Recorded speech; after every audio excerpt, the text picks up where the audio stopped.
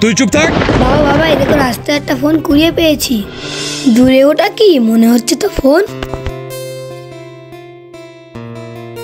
মনে হয় কারোর ফোন হারিয়ে গেছে। যাই বাড়ি গিয়ে ফোনটা বাবাকে দিই। বাবা বাবা রাস্তায় একটা ফোন কুড়িয়ে পেয়েছি। ওই এখানে নিয়ে আয় দেখি তো। এই নাও বাবা। ওরে শালা, এ তো দেখছি নতুন ফোন, বেচলে অনেক মোটা টাকা হবে। না বাবা, যার ফোন তাকে ফিরিয়ে দিতে হবে। তুই চুপ থাক।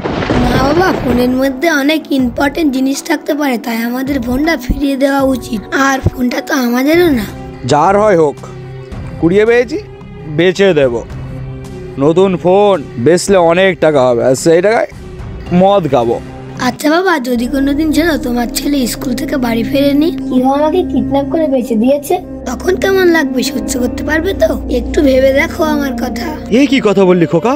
তুই খোকা আমার বুকে আয়। নেশায় ডুবে গিয়ে আমি আমার মনুষ্যত্ব হারিয়ে ফেলেছি, এখন তুই আমার চোখটা খুলে দিলি। তাহলে বাবা ফোনটা বেচে দেবে না ফিরিয়ে দেবে? না খোকা, বেচবো না, আমরা যার ফোন তাকে ফেরত দিয়ে দেবো। চল আমরা দুজনে মিলে যার ফোন তার খোঁজ করি। ভিডিওটি ভালো লাগলে সাবস্ক্রাইব করবেন।